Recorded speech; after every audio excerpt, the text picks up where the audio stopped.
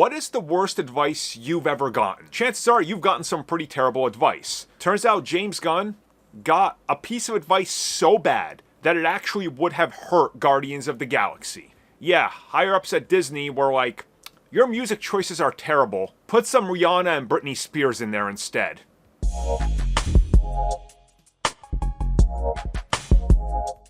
By now, I think everybody should know or be aware of the fact that the people wearing the suits are dumb. That's just the thing, right? They don't know what people actually want because they live on a completely different plane of existence where reality to them is not what reality is to a normal person. And literally everybody, including the likes of Kevin Feige, who is a very wealthy multimillionaire running a studio, still has to answer to suits who treat him like a child. Now imagine what it's like to be a director. Now imagine what it's like to be an actor. You know, it trickles down, right?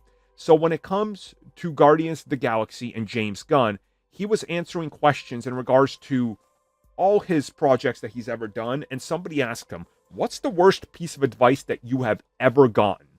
And he says that when he was editing Guardians of the Galaxy and putting in the soundtrack, which he very much wrote around Peter Quill having that tape, which is instrumental to the plot because it literally makes sense. The mixtape, right? With his mom. Yeah. He says they watched the film, they saw the songs, and they said, this isn't good. Change it to Britney Spears and more pop songs and more 90s things, because that way it's going to make sense, because people will then be able to relate to it because that's when they grew up and they know those songs and artists. And he obviously had to argue back that I can't do that because that literally doesn't make sense in the context of the film. He's never been back to Earth. And they were like, but why?